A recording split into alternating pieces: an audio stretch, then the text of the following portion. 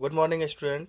आज हम लोग रेशियो एंड प्रोपोर्शन के सभी कॉन्सेप्ट को समझेंगे।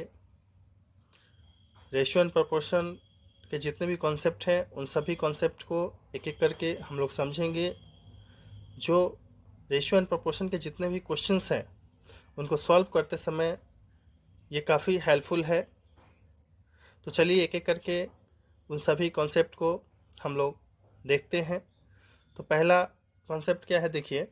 अनुपात समान इकाई वाले दो और केवल दो राशि के बीच के संबंध को दर्शाता है और यह संबंध पहला राशि दूसरे राशि का कितना गुना है ये भी बताता है। ठीक है, दो समान इकाई वाले राशि, जैसे मान लीजिए मैंने अगर 20 लीटर लिया, ठीक है, तो दूसरी राशि भी क्या होना चाहिए, लीटर में ही होना चाहिए। जैसे मैंने यहाँ पे लिख दिया 35 लीटर, 20 लीटर रेशियो 35 लीटर। ठीक है, समान राशि हो गया ना, समान इकाई में आ गया ये। अगर मैं मीटर में लेता हूँ तो मीटर में ही होगा, 20 मीटर 35 मीटर। ठीक है, और देखिए नेक्स्ट पॉइंट क्या कहता है, अनुपात को हम लोग ये चिन्ह द्वारा सूचित किया जाता है। ठीक है, हम जो है जैसे मान लीजिए ए अनुपात बी लिखे, तो इसको जो है हम लोग ए अपॉन बी के रूप में भी लिख सकते हैं। ठीक है, नेक्स्ट पॉइंट क्या कहता है, यदि ए अनुपात बी अनुपात सी में पहली राशि को ए एक्स लिखा जाए तो दूसरी राशि तथा तीसरी राशि को भी क्रमशः बी एक्स तथा सी एक्स लिखना होगा।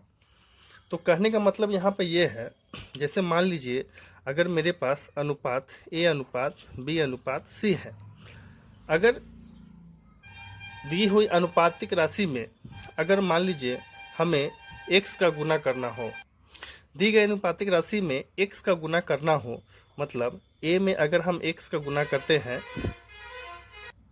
x का गुना करते हैं तो मुझे x का गुना b में भी करना होगा और c में भी करना होगा। समझे, कोई भी लेटर हो, जैसे मान लीजिए x या y का ही गुना क्यों ना करना पड़े, अगर y का a में करते हैं तो a y b y c y हो जाएगा इस तरह से। ठीक है, कोई भी नंबर को अगर हम लोग ए में गुना करते हैं तो उसको बाकी के जितने भी अनुपात है उन सभी में भी सेम नंबर से मल्टीप्लाई आपको करना पड़ेगा। ठीक है, तो ये एक पॉइंट्स हो गया। नेक्स्ट पॉइंट देखिए, अनुपात में प्रत्येक राशि में गुना या भाग कर सकते हैं लेकिन जोड़ या घटाव नहीं कर सकते हैं। तो देखिए जैसे मान लीजिए मैंने एक रेशियो लिया 2:3:4। ठीक है, 2:3:4 हमने लिया। अगर मान लीजिए इसमें मुझे 2 का गुना करना हो तो मैं 2 में 2 का गुना कर दूंगा, 3 में 2 का गुना कर दूंगा और 4 में भी 2 का गुना कर दूंगा। तो क्या आएगा यहाँ पर 4:6:8। और इसमें हम डिवाइड कर सकते हैं, बट जो है जोड़ या घटाव नहीं कर सकते हैं। तो डिवाइड अगर करना होगा तो कैसे करेंगे, देखिए 4:6:8 था ना, इसमें अब मैं 2 का अगर डिवाइड करूं तो डिवाइड कर सकते हैं। तो 2 2 4, 2 आ जाएगा, 2 3 6 और 2 4 8, 2 3 4 आ गया ना, 2 3 4 पहले जैसा ही।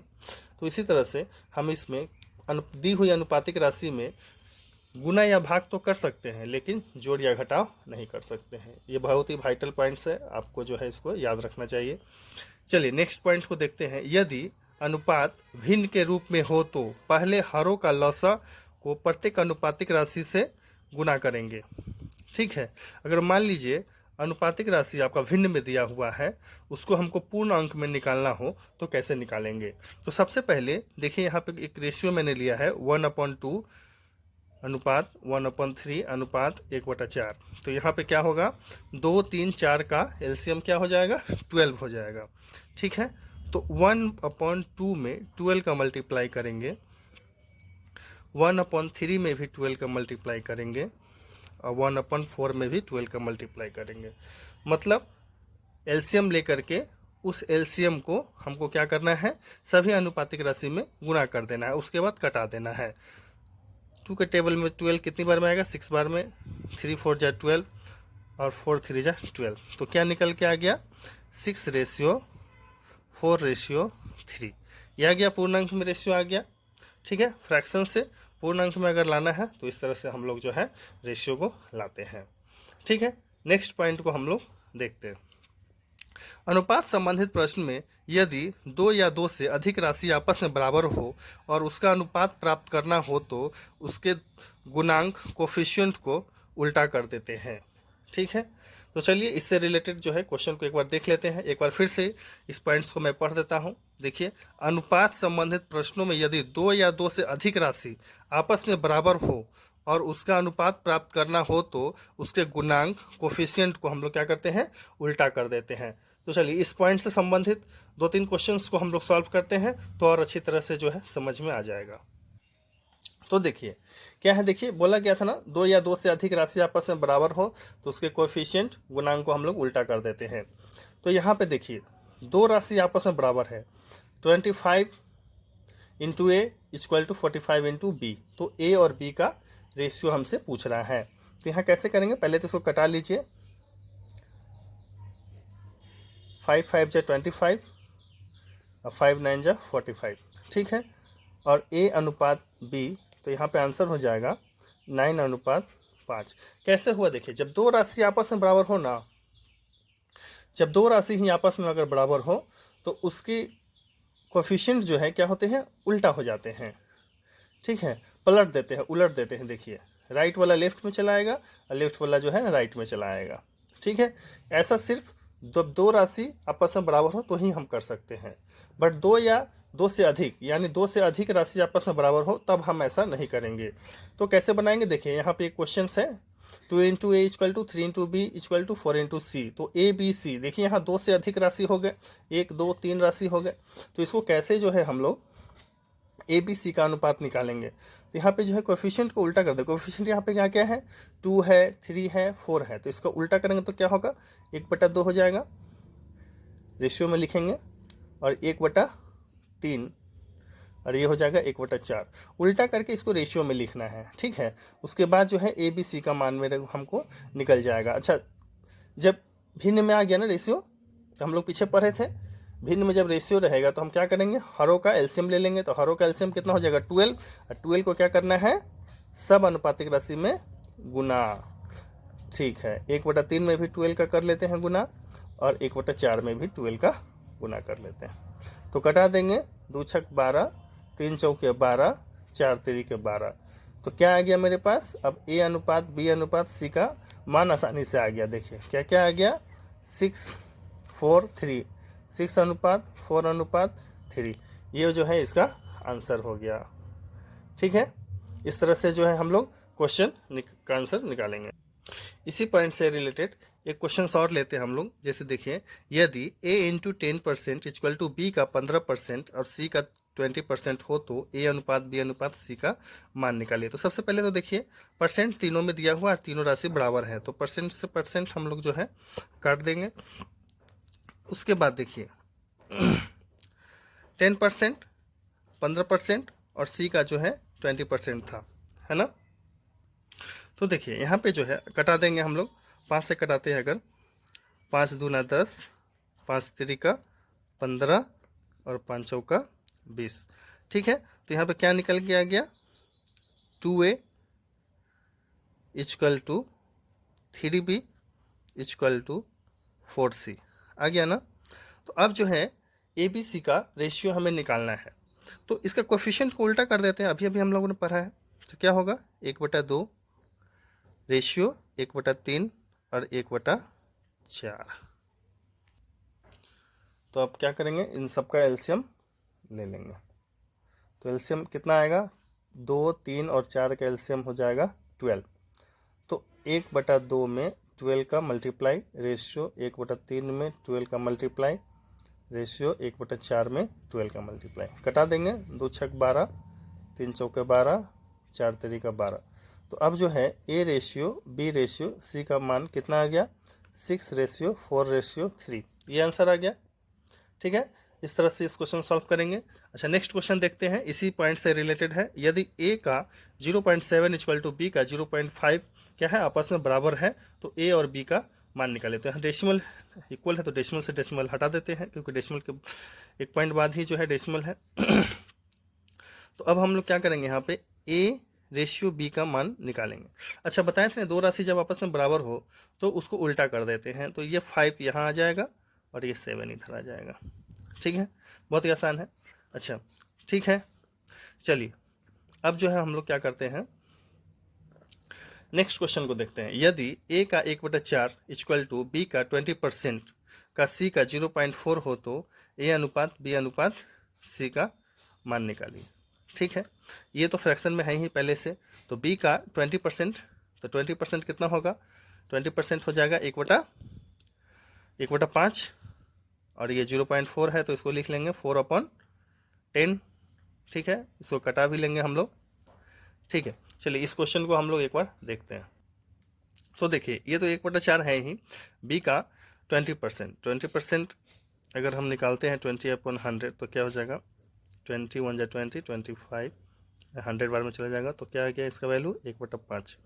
इसका उसी तरह निकाल लेंगे तो क्या हो जाएगा, ये 4/10, तो कटा देंगे तो 2 दूना 4 और 2 पचे 10, कितना आ गया 2/5। ठीक है, तो अब देखिए 1/4 है पहले से और 1/5 और 2/5 सब क्या है, आपस में बराबर है। इन सब का जो है क्या करेंगे हम लोग, एलसीएम ले लेंगे, इन सब का एलसीएम ले लेंगे। ठीक है, तो 1/4 रेशियो 1/5 रेशियो 2/5।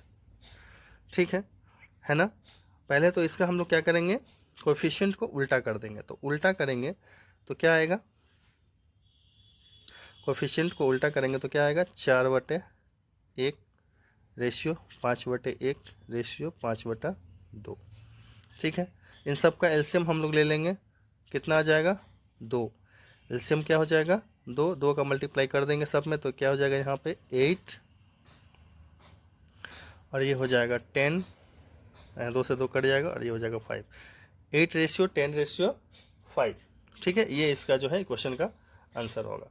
ठीक है, नेक्स्ट पॉइंट को हम लोग देखते हैं। यदि अनुपात संबंधित प्रश्न में कम अथवा अधिक शब्द का प्रयोग किया जाए तो इसका अर्थ दो राशि के बीच का हमेशा अंतर होता है। ठीक है, याद रखिएगा। चलिए नेक्स्ट पॉइंट को देखते हैं। यदि 2 या 2 से अधिक राशि का भाग आपस में बराबर हो तो उसका अनुपात जो है हमेशा 1:1 होता है। ठीक है, अच्छा नेक्स्ट पॉइंट को देखते हैं। देखिए, अनुपात संबंधित प्रश्न में एक निश्चित राशि और कुछ अनुपातिक राशि रहते हैं। उस निश्चित राशि की तुलना उसी अनुपातिक राशि के योग से करते हैं और जिसे ज्ञात करना हो उसे गुना करते हैं। ठीक है, फिर से एक बार इस पॉइंट को मैं पढ़ देता हूँ। अनुपात संबंधित प्रश्नों में एक निश्चित राशि और कुछ अनुपातिक राशि रहते हैं। उस निश्चित राशि की तुलना उसी अनुपातिक राशि के योग से करते हैं और जिसे ज्ञात करना हो उसे गुना करते हैं। ठीक है, इससे रिलेटेड 2 क्वेश्चन को मैंने लिया है और दोनों क्वेश्चन को हम लोग बारी बारी सॉल्व करते हैं। देखिए पहला क्वेश्चन क्या है, यदि A अनुपात B अनुपात C इक्वल टू 2:3:4 हो तो ABC का योग 1530 रुपया हो तो C का मान ज्ञात करिए। अच्छा, यहाँ पर निश्चित राशि ये वाला है, देखिए ये 1530 है ना, ये जो है निश्चित राशि है और ये जो है अनुपातिक राशि है। ठीक है, अच्छा देखिए यहाँ पे हमसे क्या पूछा है, C का मान पूछा है। ठीक है, हम अभी क्या पढ़े हम लोग, निश्चित राशि की तुलना अनुपातिक राशि के योग से करते हैं। तो यहाँ पर निश्चित राशि 1530 है, अनुपातिक राशि का योग 4 3 7 7 2 9। ठीक है, तो 9 और क्या निकालना है C, तो C का रेशियो क्या है 4, तो यहाँ 4 से मल्टीप्लाई और जो है इसका हम लोग आंसर निकाल लेंगे। तो कटाइए इसको, पहले 3 से ही ले जाइए, 3 3 जा 9, 3 5 15 और 3 1 3, आइए 0। फिर 3 से कटाइए, 3 3 1 3, 3 7 21, आइए 0 कट गया। 17 चौके 68 यानी 680 रुपया जो है C का मान आ गया। ठीक है, नेक्स्ट देखते हैं। दूध और पानी के एक मिश्रण में पानी की मात्रा पूरे मिश्रण का 5/7 गुना है। यदि दूध की मात्रा 56 लीटर हो तो कुल मिश्रण क्या होगा। तो यहाँ पे देखिए, 5/7 जो है, 5/7 जो है, यहीं से हम लोग रेशियो निकालेंगे दूध और पानी का, दूध अनुपात पानी। देखिए यहाँ पे क्या बोला, दूध और पानी के मिश्रण में पानी की मात्रा पूरे मिश्रण का 5/7 है। ठीक है, मिश्रण में पानी की मात्रा, तो ऊपर वाला जो 5 जो है ना अंश में, ये क्या है, पानी की मात्रा को दिखा रहा है। तो पानी तो 5 हो गया, तो दूध कितना होगा, तो पूरा मिश्रण क्या है 7 रेशियो डिनोट कर रहा है पूरे मिश्रण को, ठीक है। तो 5 में से 7 गया तो कितना आ गया, 2। तो 2 जो है यहाँ पे क्या हो गया, दूध, और 5 जो हो गया पानी। अब देखिए दूध की मात्रा 56 लीटर हो तो कुल मिश्रण क्या होगा, तो यहाँ पे आपको कुल मिश्रण निकालने के लिए कुल मिश्रण इक्वल टू, अच्छा दूध की तुलना हम दूध से ही करेंगे, तो दूध कितना है 56 लीटर, तो 56 की तुलना जो है 2 से होगा, क्योंकि दूध की तुलना हम लोग दूध से करेंगे। निश्चित राशि हो गया और ये अनुपातिक राशि हो गया, ठीक है। तो अनुपातिक राशि तुलना कर दिए और निकालना क्या है हमें, कुल मिश्रण। तो कुल मिश्रण यहाँ पे क्या है 7 था ना, 7 रिप्रेजेंट कर रहा है, 7 रेशियो कुल मिश्रण को, ठीक है। तो यहाँ 7 लिख देंगे, 2 से कटाएंगे, 2 2 जा 4 और 2 8 जा 16, ठीक है। 7 से मल्टीप्लाई कर देंगे, 7 8 56, 56 के 6, हाथ में 5 और 7 दूना 14, 14 5 19, 196 लीटर जो है कुल मिश्रण होगा, ठीक है। तो आशा करते हैं आप लोगों को ये वीडियो पसंद आया होगा, और बाकी के जितने भी कॉन्सेप्ट हैं, और कॉन्सेप्ट के साथ साथ हम लोग क्वेश्चन को भी देखते चलेंगे, ये अगले वीडियो में हम लोग देखेंगे। तब तक के लिए धन्यवाद। आप लोग इसे प्रैक्टिस कीजिए और नोट्स बनाते हुए चलिए। अब वीडियो अच्छा लगे तो लाइक और सब्सक्राइब जरूर कीजिए। Thank you.